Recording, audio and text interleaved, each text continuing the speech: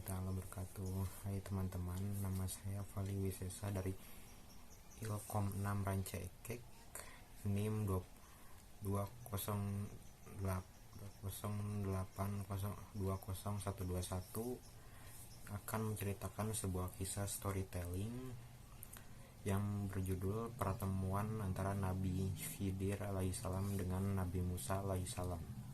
Oke, tanpa berlama-lama kita akan menceritakan kisah tersebut. Pertama, di saat Nabi Musa sedang berdiri di antara kaum Bani Israel, dan salah seorang Bani Israel tersebut bertanya kepada Nabi Musa, "Wahai Nabi Musa,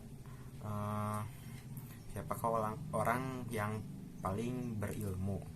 Dan kemudian Nabi Musa menjawab, "Adalah aku." Kemudian di situ Allah pun memberi peringatan kepada Nabi Musa alaihissalam yang isinya adalah kurang lebih seperti ini: "Sungguhnya di sisiku itu ada orang yang lebih berilmu, dan juga beliau pun dapat ditemui di antara dua pertemuan lautan."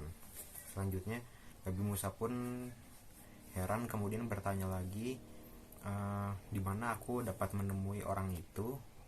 Kemudian Allah pun berfirman bahwa bawalah satu ikan dan taruhlah dalam sebuah sangkar, dan jika ikan tersebut hilang, maka disitulah Nabi Musa bisa bertemu dengan orang tersebut. Nah, akhirnya Nabi Musa pun pergi menemui orang tersebut dengan seorang pembantunya. Nah, di lautan tersebut Nabi Musa melihat seorang lelaki yang sedang berdiri di sebuah batu di antara pertemuan dua buah lautan, dan ternyata orang tersebut adalah Nabi Khidir alaihissalam. Nah, akhirnya Nabi Musa pun meminta untuk berguru kepada Nabi Khidir.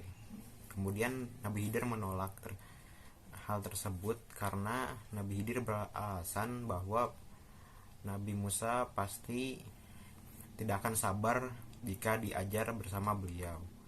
Tetapi Nabi Musa menjawab, "Insya Allah aku akan bersabar dan tidak akan menentangmu dalam suatu urusan apapun."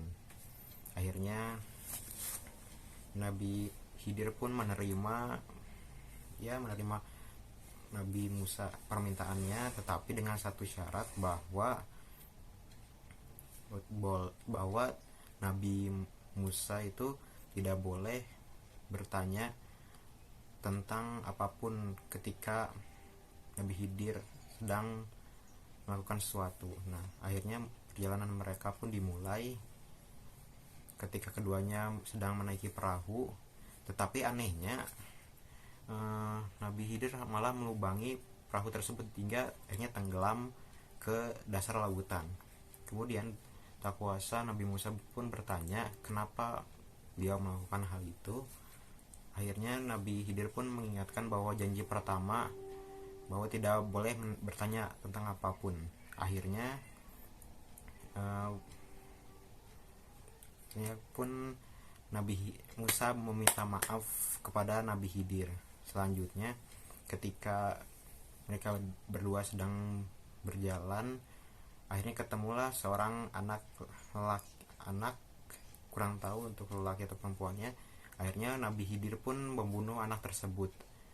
Nah, di sini Nabi Musa pun tercengang, heran kenapa Nabi Khidir melakukan hal tersebut. Akhirnya pun bertanya, dan akhirnya juga Nabi Khidir pun masih melarang bertanya, ingat pada janji yang sebelumnya. Akhirnya pun mereka berjalan lagi, dan yang ini adalah terakhir, dan Nabi Musa pun menjawab, "Inilah ketika saya bertanya lagi kepadamu, maka itulah perpisahan di antara kita. Sesungguhnya engkau sudah cukup bersabar menerima pernyataan saya." Yang intinya seperti itu. Akhirnya mereka sampai di sebuah desa yang memiliki lumayan banyak penduduk, dan Nabi Khidir pun meminta jamuan kepada penduduk tersebut, tetapi tidak diberikan. Akhirnya kecewa mereka. Sudah itu Nabi Khidir meminta Nabi Musa untuk merenovasi atau membangun sebuah rumah, bukan membangun tapi merenovasi sebuah rumah yang sudah reot agar dapat layak dihuni kembali. Seperti menjelaskan kenapa saya melakukan itu, yang kau tidak sabar dalam bertanya gitu. Yang pertama adalah ketika perahu tersebut saya lubangi, yang intinya tuh seperti ini, karena ada raja-raja yang akan merampas sebuah perahu karena perahu tersebut adalah milik dari orang-orang miskin di penduduk tersebut. Yang kedua, kenapa membunuh seorang anak? Karena kedua orang tua dari anak tersebut adalah orang mukmin, dan Nabi Khidir takut akan mendorong kekafiran kepada kedua orang tuanya, dan semoga kedua orang tua tersebut memiliki anak yang lebih soleh daripada anak yang tadi. Setelahnya, yang ketiga adalah kenapa Nabi Khidir dan Nabi Musa berdua merenovasi rumah yang sudah reot.